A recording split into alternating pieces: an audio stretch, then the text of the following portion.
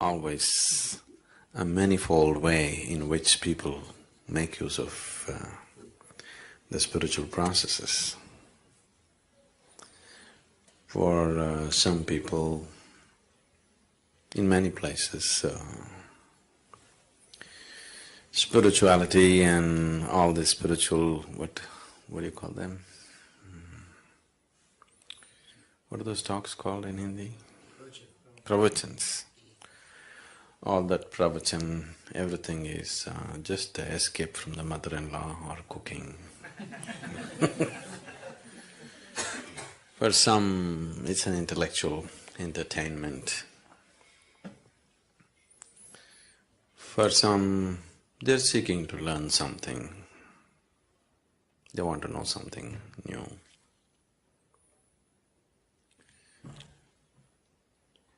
A few people are wanting to, bring about some changes in their life. They want to become a little more peaceful, a little more loving, a little more something else. Some change they want in their life. Some people are looking for transformation. You know the difference between change and transformation? Transformation means nothing of the old should remain. Change means improvement, self-improvement or transformation, or some people just really wanting to get lost into it, dissolve into it. So many ways and people are approaching the same thing. It's… which is the best way? I wouldn't say which is the best way because according to each person's needs, that's how they seek. You can't prescribe the best way to anybody. Right now, generally the human nature is such that whatever they don't have, that's what they will seek. They don't have health, they're seeking health as if it's the ultimate thing. If they don't have money, they're seeking money as if it's the ultimate thing. If they don't have love, they're seeking love as if it's the ultimate thing. Whatever they don't have, that's what they're seeking. That reminds me, this happened when we were in Trichy. You know Trichy? Tiruchirappalli? It's a medium-sized town in Tamil Nadu. In high school, the teacher came and asked the students, 8th or 9th standard children, if God appears in front of you and gives you a boon, what will you ask? One boy said, those days, Maruti car. I want a Maruti car. Somebody said, I want a bicycle. Somebody said, I want, 10 lakh rupees. Like this they went on. Then the teacher said, you idiots, what will you do with all these things? Ask for intelligence. Ask for knowledge, ask for intelligence. Why are you asking for all these things? So one boy stood up and said, everybody asks for what they don't have.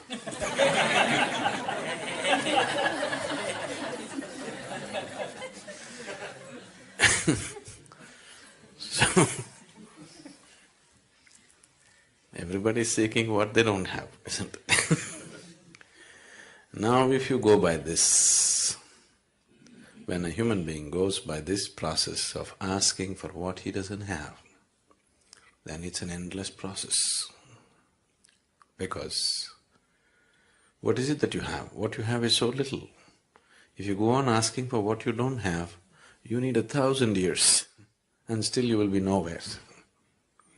If you start seeking the next thing that you don't have, it's an endless process, self-defeating process, isn't it?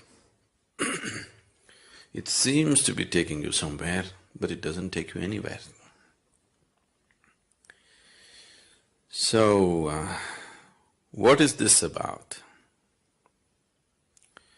If you don't seek, if there is no seeking, you don't go anywhere, you know. Why would you go to any place if there's nothing to seek? Because that's the very basis of your activity, desiring and going after it, isn't it? The objects of desire may change and people may think one object is better than the other, but it's not so. Whether you're seeking money or home or intelligence or knowledge or God or this or that, desire is desire, you know. The object of desire just changes the directions of your destination, but doesn't change the process of life as such. And the essence of life is in its process, isn't it? Where you got in the end is not the point really. In many ways, right now, the essence of life is how you're experiencing it right now. So, one's quality of life, if we are changing or if you're wanting to experience life in a little better way or in a much better way, whatever, changing the objects of desire is not going to make so much of a difference. It's the way we handle the process which is going to make the difference.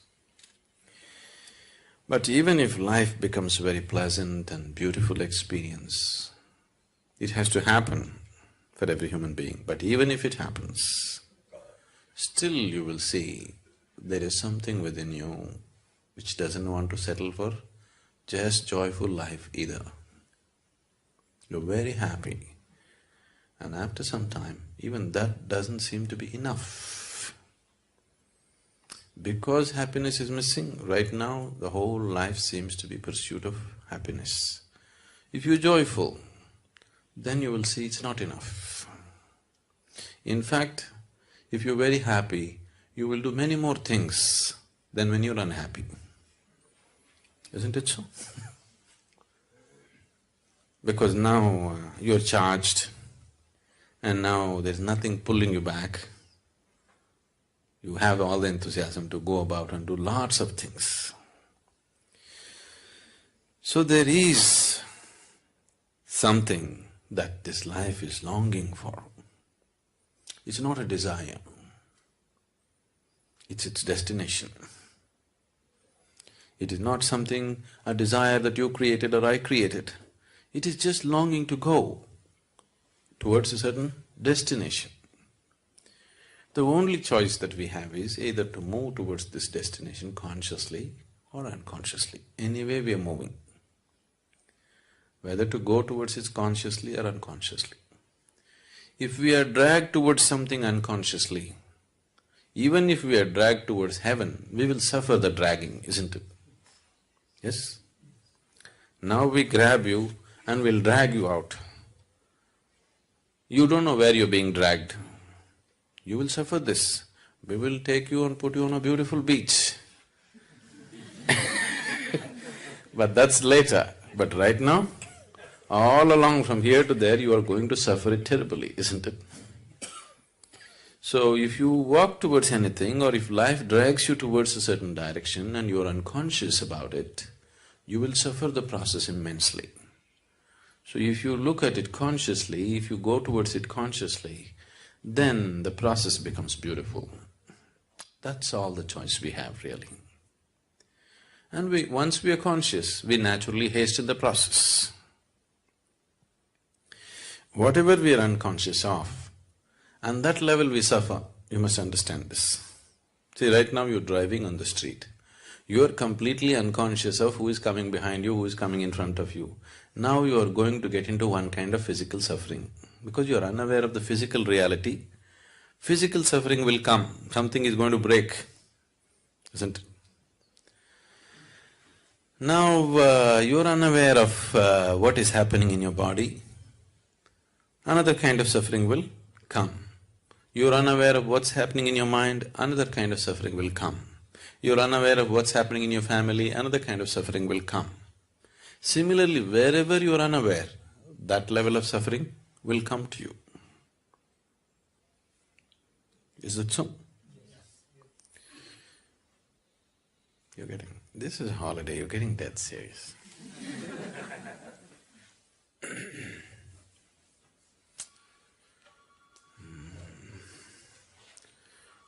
Once a pirate, no pirate? A pirate walked into the bar. The bartender knew him from long ago, he's seen him just the previous year and now he's come back after his expeditions. He looked at him and said, "Hey, what happened to you? You look terrible." The pirate said, "No, I'm just feeling just about fine." Then the bartender said, "But what happened to your leg? Why the wooden leg?" "Oh, that we were just having a battle with another rival group and I saw a cannonball coming straight at me. Before I could move, it hit my right leg and I'm doing quite fine with a wooden leg. I'm pretty good." Then the bartender said, "What about the hook? Instead of left hand you have a hook. What happened to that?" "Oh, we were just having a sword fight for fun and my left hand got chopped off, but I'm doing quite fine with this hook. In fact, it's more useful than a hand." Then he asked, "What about the eye patch? You lost one eye, what happened?" "Oh, that I was just looking up at the sky and a bird poop fell into my eyes." Oh, come on. Who ever heard of anybody losing their eyes for bird poop? How would you lose your eyes for bird poop? No, that was the first day I had my hook on.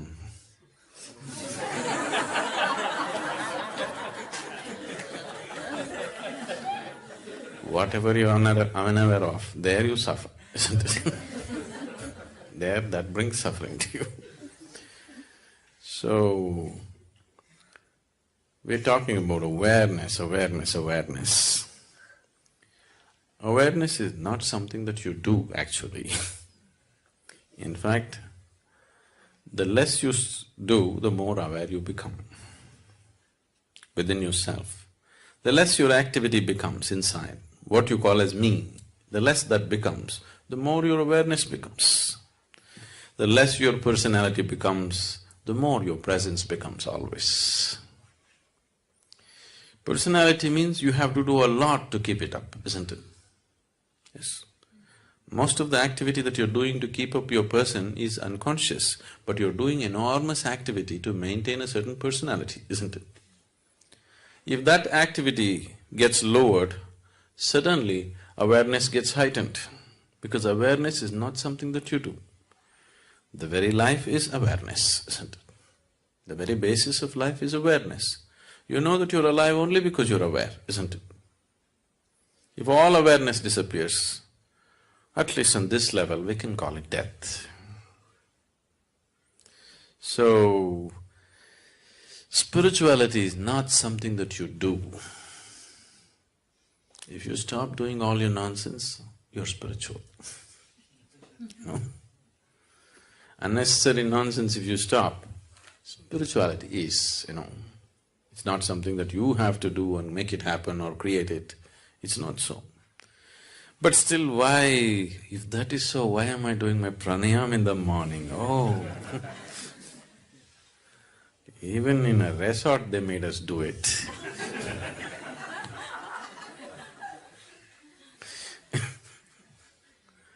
I'm sorry, the resort.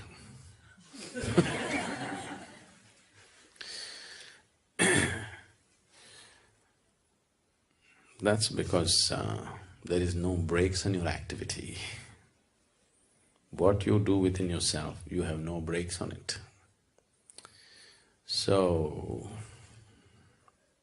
we are creating a certain physical, mental and energy situation where everything gets diverted from your activity. Slowly, the practice establishes a situation where the life energies raise to a certain pitch and intensity that slowly the activity becomes insignificant. It's still there. It's still happening. You've seen this in Shunya meditation, you just said. Activity is still happening, but it's insignificant. The same activity which was so significant has become insignificant. We have not stopped it. We have not done anything to hold it down, but somehow it has become not so important. You see this happening? When you just sit and meditate in shunya, everything is happening, but it's no more important. It's lost its significance. It's lost its impact upon you. It's lost its influence upon you. It doesn't mold you anymore. All the activity of the mind stops molding you. You are no more being molded by that activity. This this whole distortion that we have done to life in the form of creating our person. See, when you create your personality, because it's created mostly unconsciously, just a small part of it may be conscious, the rest of it is all unconscious, isn't it? When you create your personality, somewhere, in one way, it means somewhere you thought, Creator has not done a good enough job on you, isn't it? If it needs improvement, definitely He did not do a good enough job on you, isn't it so? So why would you feel that such a grand creation is not good enough? Something that's so enormous and fantastic is not good enough, why?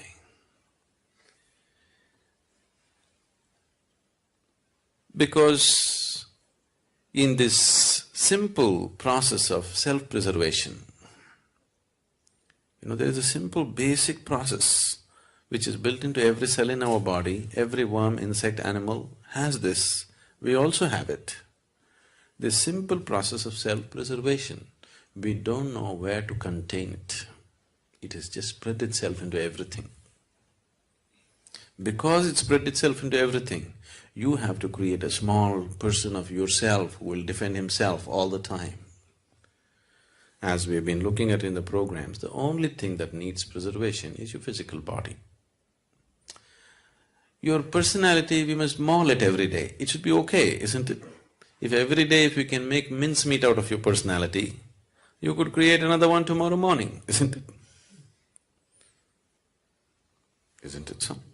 We've been trying to do that gently, because if I go very hard at it, you'll run away. Gently, step by step, we're trying to make mincemeat out of your personality so that it becomes a flexible aspect. You cannot live without a personality. You need one to exist here, to go about in the world, do your work, manage things. But if it's a flexible thing, that in different places, as it is necessary for the situation, you can put on the right kind of personality, then it would be fine. But right now, it is like a rock, it sits on you all the time. Anything that doesn't fit into its ambit, it makes you suffer, isn't it? Who drew this caricature that you call as myself? Definitely yourself, but influenced by so many people around you. You're 15, 16, you go and watch a Amitabh Bachchan movie, you come home and try to walk like him unconsciously. Yes, isn't it? Sometimes maybe consciously, but most of the time unconsciously, isn't it? So, this caricature came into existence because of all kinds of bits and pieces that are gathered.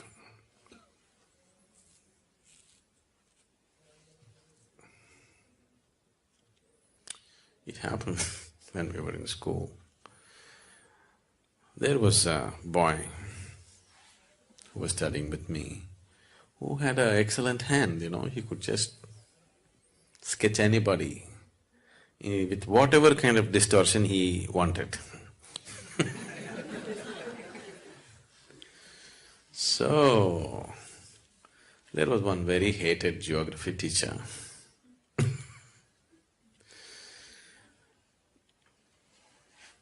And when he entered the class, this boy had a horrible caricature of him ready on the blackboard. badly distorted, but everybody can clearly recognize who it is. With all kinds of very bad distortions on him. Then he walked in and as usual he walks into the class always with a temper. Whether he's talking about the grasslands in America or he talks about the deserts in Africa, he's always in bad temper.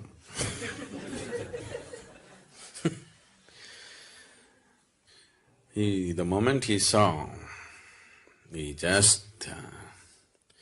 one thing he was angry, another thing he was somehow hit by the whole thing, the distortions. Then he asked, who is responsible for this terrible atrocity? As usual, everybody will suddenly interested in geography, very studious and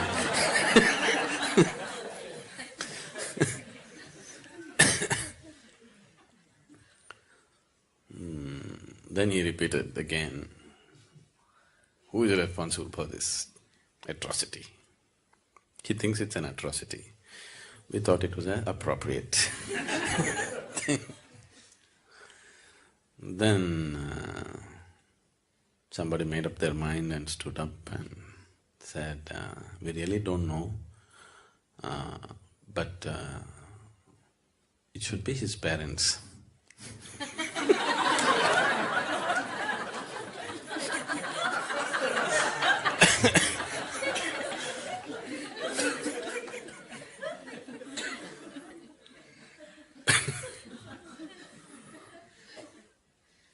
So, for this atrocity that you call as myself, it's not your parents. This is you. Only you can commit this atrocity of distorting yourself into such a tiny possibility when an unbounded possibility was what you were offered. With life, you were offered an unbounded possibility. You made such a bad distortion and made yourself into such a tiny possibility. If you stop creating this caricature, because this caricature cannot exist one day without your support, you need to support it all the time. What meditation means, in one way, you're just withdrawing the support for your personality, that's all. Suddenly it collapses. Only the presence is there, the person is no more there. If you could walk on the street like this, if you could operate with people like this all the time, that you have no personality, but looking at this person at this moment, how she is, accordingly you put up a personality, as it is necessary for this person. Now you go to that person, you put up a personality that is necessary for that person, then it would be so much fun drawing new caricatures every day. But once you get stuck to a particular distortion, that becomes a problem. Every day if you have a new distortion, it's called art. Isn't it? If you're stuck with one distortion, then you're called a freak. Isn't it? Isn't it so? Every day if you're able to create a new distortion, that is artwork, isn't it? If you're stuck with one distortion, you're a cripple. So that's the big difference. Sadhguru, when you're talking about personality, we have to have different personalities as a parent, as a husband, and at work. In normal living, it becomes very difficult to change the personality. You mean to say people around you won't let you change it? Not true. See, right now, let's say you're going to your work we'll take the work situation because it's less personal for you. You're going to work with a certain attitude and a certain person is going to work, which is you right now. Let's say he goes briskly like this every day, good morning, good morning, good morning. Don't mean a good morning to anybody. The way people say good morning, it's very clear they intend to give you a bad morning.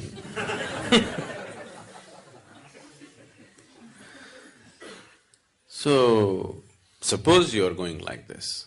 Tomorrow morning, if you go, really say good morning to people and smile at them and maybe hold their hand and ask some personal question, talk to them and go in, maybe you'll waste 5–10 minutes going into your office. But if people around you are happy, you'll have lot of extra time on your hands because they'll run around and do things better, isn't it? If you have people who are sitting there with a grouse, then they will make your life miserable in so many ways. Not one way. You have to live with them, but these people have a grouse against you, they are going to make your life so bad, isn't it? Now, can I change my personality every day? Won't it confuse people? Not at all. They would enjoy you most. Isn't it so? And will it bring down your efficiency of work? Definitely not. It is not because of the compulsion of the situation you've gotten stuck with one personality. It is just that the whole construction of the personality has happened in unawareness. That's why you're stuck with one personality. Now you said, we have one kind of personality at home, another with children, another with work and outside. If you look at it, it may not be true. You may be functioning in different capacities. The requirement of how you function may be different, but still the basic personality may be same everywhere. The underlying personality is still the same. You can change that also and it'll be so much fun for you to change that. It'll be absolute fun for you to change that because you can experience a whole new person all the time. After all, it's your creation. So why should it be limited to just one way? If God had fixed a personality for you, that's all there is. But when you have built it, like you change your clothes every day in different ways, isn't it? But most people cannot even change that, isn't it? They've gotten used to a certain thing and that's all it is, isn't it so? I think we should have done something today. Everybody should dress in a completely different way and come. Not your usual kind of clothes. You're wearing pants all the time, today you wear a saree and come. Just loosen yourself up a little bit, it's important. The reason why what is the very essence of life is missing in people's life is because they become stiff. And spiritual people are stiffer than anybody else. Isn't it? They're so stiff.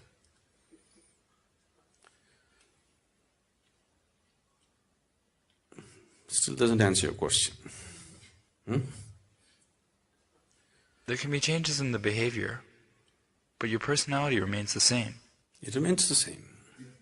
That's what I'm saying. You are stuck to one personality. It's just the actions are different because the situations are different. But the person is same, isn't it? So the person is same because what your personality is has become you. You are completely identified with it. There is no distinction between you and your personality, isn't it? You have become that. The mask has gotten stuck to your face now. You can't take away the mask. If this mask has to come off, we need something to loosen the glue which has gotten stuck to this. It is identity. So now we are creating various situations where your identity dissolves in a certain way. Meditation or any kind of yoga practice, whatever it is, just to loosen the identities so that there's a little more flexibility about it. Maybe the whole of it has not come off, but at least you can adjust it a little bit. Instead of mask being totally stuck, at least little you are able to take a breather. That much break it is giving you. But if you work a little more with this, you can take it and keep it off. Now, people, when they come to advanced programs, 3 days or 7 days they're in samyama or bhavspandana, the person that you are, you'll just simply forget who you are. You don't know who you are. It'll become like that because the situation created is so intense and so different. Everything that you know as normal is broken. After some time, you don't know who is here.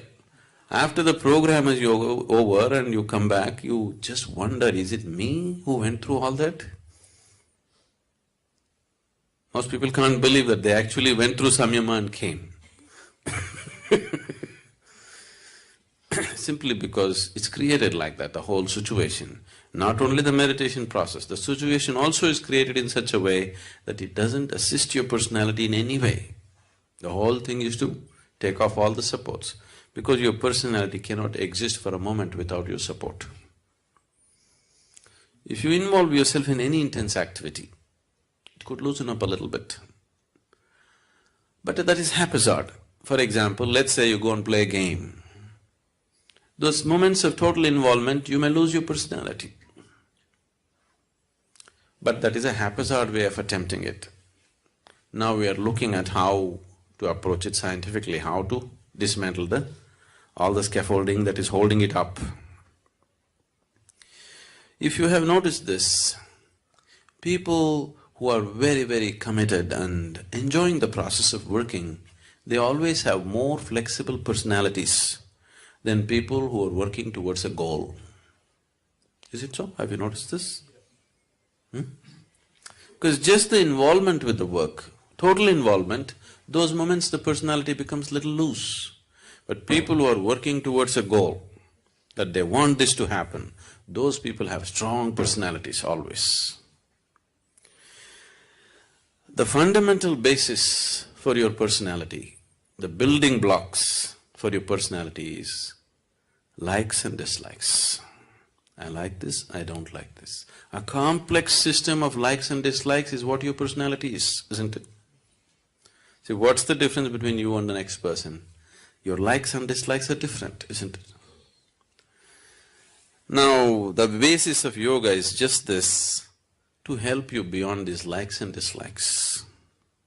Whether we're talking responsibility or inevitability or whatever else we're talking, fundamentally it is to destroy the process of like and dislike. See, existing in the world with likes and dislikes is a very foolish way to exist. But unfortunately, the logical mind thinks, I'll do what I like, this is my freedom. The very basis of your bondage is in your likes and dislikes, but your mind makes you believe doing what you like is your freedom. Isn't it? All the time, everywhere in the world, people believe doing what I like is freedom. Please look at it carefully. The very fundamental basis of your bondage is in like and dislike. To operate sensibly here, even in the physical realm I'm saying, even to operate with your work or family, whatever, likes and dislikes make you do stupid things. I like this person, I don't like this person. Now, I cannot function from what is needed in this moment, isn't it? Isn't it so? Now, I don't like this person. Even if this person is doing something wonderful, I cannot see it anymore. Do you see this happening to yourself?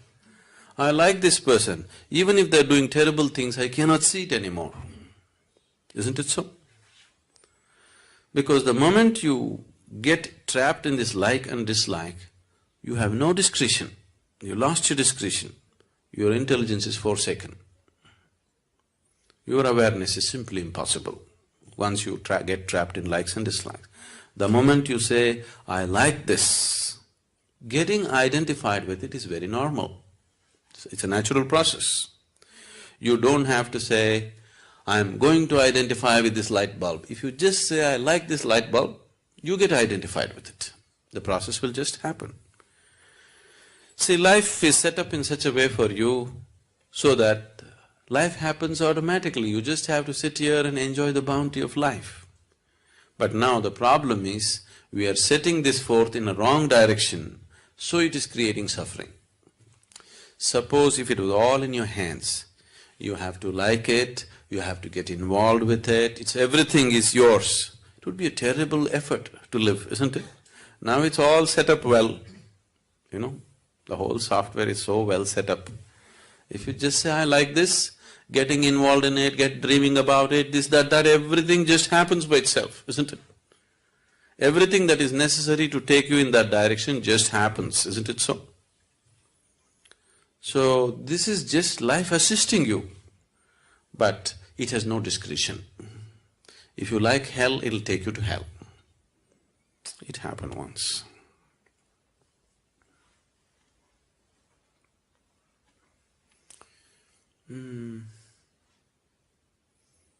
What do you call a person who hires people in a corporation or whatever? HR? Okay.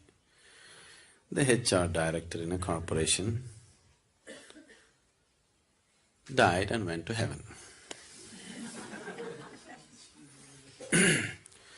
There, Saint Peter said, see, because you are the first HR person to come to heaven, we will give you a choice. If you want, you can stay in heaven because you got the passport. But before you go to heaven, if you want, you can have a view of hell. If you wish to stay there, you can also stay there. This is a lady HR person. She said, no, why would I want to go to hell? I want to go to heaven. He said, why wouldn't you want to have a look at it? I said, okay. She got in the elevator, went ding down. Then the elevator doors opened, and it opened into a beautiful garden. On the poolside, very beautiful people are swimming, sunbathing, and there's a wonderful golf course, and then a nice clubhouse, the works. She said, oh, this is great hell. She had a view of that, and then Saint Peter said, okay, you have a view of heaven, then you choose. Then she got in the elevator, it went up. Supposed to be down and up, okay? That's a direction, at least you better know. Now we are down.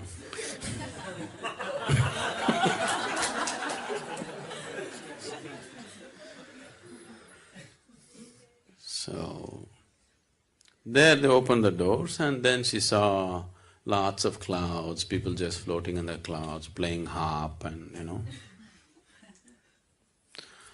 She said, okay, this is also fine, but I think I'll go to hell. All my friends are there, this golf, I'll go. So they put her in the elevator, she just went down and again the doors opened. It was a harsh desert. Everybody all dried up without food, in terrible condition, everything. She said, what is this? Last time when I came, there was a garden, there was a pool, there was a golf course. What happened? So they said, that was just the first day, Now you're staff.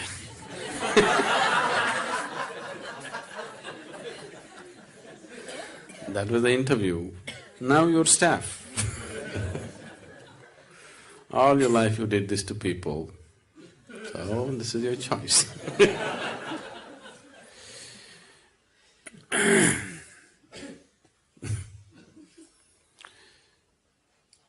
Your personality. I don't know, if you're working in places, at least if you're HR, is there anybody HR? Oh. Especially if you're HR, maybe, you also. You're supposed to size up a person, Somebody new walks into your office, you're supposed to size them up, where they will fit into this whole machine of an organization. So, if you're willing to look, people's personalities are always hanging out, They need not say anything, they need not do anything. If you just look at them properly, the very way they stand, sit, you don't need any great yogic intuition.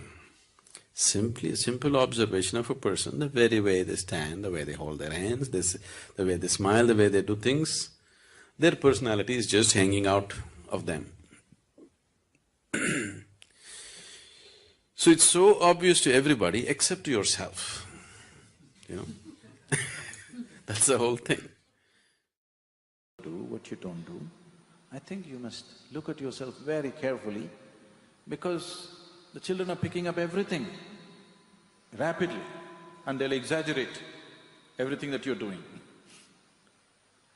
So, one foremost thing is at least make yourself in such a way that you would like to be.